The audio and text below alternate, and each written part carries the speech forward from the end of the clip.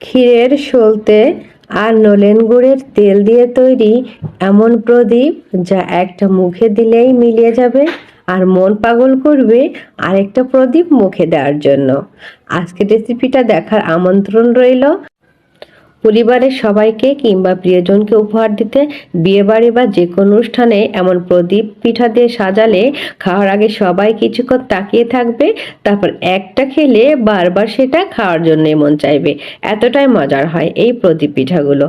আমি আগেই তৈরি করে নিব সলতে। এর জন্য আমি দিয়ে দিলাম 1 কাপ দুধ।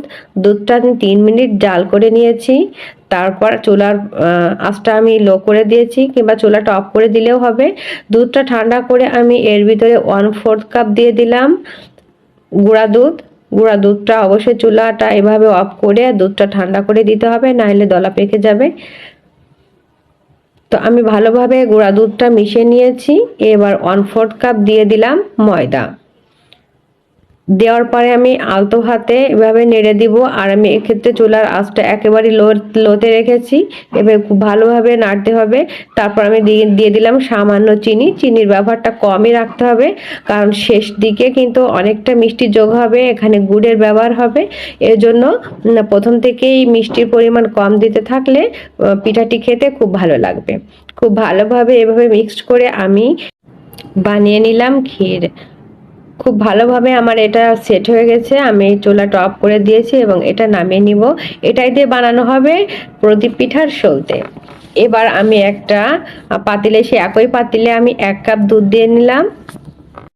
মুখ ফাটিয়ে 2টা এলাচ দিয়েছি আর দিয়ে দিলাম এখানে সামান্য পরিমাণে চিনি দিয়ে দুধটা জাল করে নিব। তারপর আমি এখানে পরিমাণ মতো দিয়ে দিলাম লবণ। স্বাদ অনুযায়ী লবণ দিতে হবে, যে পরিমাণে আপনি তৈরি করবেন সেই অনুপাতে আপনার বুঝে দিতে হবে। তারপর আমি এলাচ 2টা উঠে নিলাম। এবার 1 কাপ দুধে আমি 1 কাপই দিয়ে দিলাম এখানে চালের গুঁড়া। চালের গুঁড়াটা দিয়ে নাড়তে থাকবো। এক্ষেত্রে চুলার আঁচটা আমি একবারই মিডিয়ামে রেখেছি। তারপর আমি এটা নেড়ে একটা সুন্দর মসৃণ ডো তৈরি করে নিব। ঠিক আমরা যেমন আটা মেরে রুটি তৈরি করি, ঠিক তেমনই একটা খামির তৈরি করে নিতে হবে। আমার খামিরটা রেডি হয়ে গেছে। আমি হাতের সাহায্যে খুব ভালোভাবে এটা আমি স্মুথ করে নিয়েছি। তৈরি করে নেওয়ার জন্য যেমন আমরা করে নিই, ঠিক সেই অবস্থায় করে নিয়েছি। হাতে একটু তেল মেখে নিয়ে আমি এভাবে ছোট ছোট করে আমি গোল করে নিয়েছি। সবগুলো একইভাবে করে এইভাবে হাতের সাহায্যে আঙ্গুল দিয়ে চেপে চেপে নিয়ে এক পাশ থেকে এভাবে চাপ দিলেই তৈরি হয়ে যাবে প্রদীপ। দেখে বুঝতে পারছেন কিভাবে তৈরি করেছি, খুবই সহজ। হাতের সাহায্যে চারপাশে চেপে চেপে তারপর এক পাশ থেকে চাপ দিলেই হয়ে যাবে এভাবে প্রদীপ পিঠা। তো পিঠাগুলো এতটাই সহজ। আমি এবার দিয়ে দিলাম স্টিমে। আমি একটি পাত্রে পানি গরম করতে দিয়ে পিঠাগুলো দিয়ে দিলাম। দেওয়ার পর ঢাকনা দিয়ে দিলাম এবং ঢাকনায় ছিদ্র থাকলে এভাবে আমি মুখটা বন্ধ করে দিয়েছি। ব্যাস 15 মিনিট পরে মানে পিঠাগুলো রেডি হয়ে গেছে। দেখে বুঝতে পারছেন কতটা সুন্দর দেখাচ্ছে। এবার যে প্রথমে বানিয়ে রেখেছিলাম যে ক্ষীরের ডোটা, সেটা দিয়ে আমি কিছুটা নিয়ে এভাবে হাতের সাহায্যে লম্বা করে নেব সুতার মতো করে। এটাই হবে আমাদের সলতে। সলতে বা পোলতে অনেকে এক এক রকম বলে ডাকেন। প্রদীপের মাঝে যেটা দেওয়া হয় সেটাই। তো এইভাবে হাতের সাহায্যে করে নিয়ে খুব সহজেভাবে দড়ির মতো করে নিয়ে নিলাম বানিয়ে। এভাবে একইভাবে সমস্তগুলো যতগুলো প্রদীপ তৈরি করতে হবে ততগুলোই এখানে এই সলতেগুলো রেডি করতে হবে। আমি একইভাবে সব কয়টা করে নিয়েছি। হাতের সাহায্যে ঠিক এভাবে করে আমি সলতেগুলো তৈরি করে নিয়েছি। সবগুলোই আমার বানানো হয়ে গেছে। এবার প্রদীপ পিঠাগুলো আমি একটি প্লেটে এবং চারপাশে আমি সেট করে নিয়েছি। তার মাঝে আমি সলতেগুলো দিয়ে দিলাম।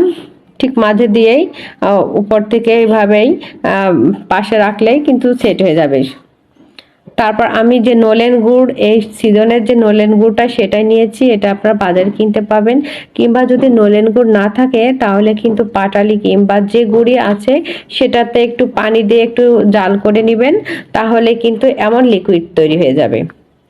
তো পিঠা তৈরি করাটাই আসল, গুড়ের জন্য যে তৈরি করবেন না এমন না, এভাবে কিন্তু গুড়টা আপনারা বাসায়ও নলেন গুড়ের মতো করে একদমই পাতলা করে নিতে পারেন।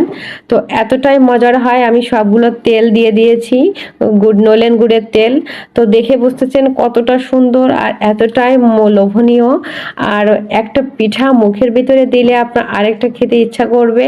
আর প্রথম থেকে যদি মিষ্টিটা একটু বুঝে শুনে দেন, পুরোপুরি শেষ পর্যন্ত 3বারই মিষ্টির ব্যবহার হয়েছে, 2বার চিনি আর 1বার গুড়, সব মিলিয়ে কিন্তু মিষ্টির পরিমাণটা একদমই ঠিক আছে।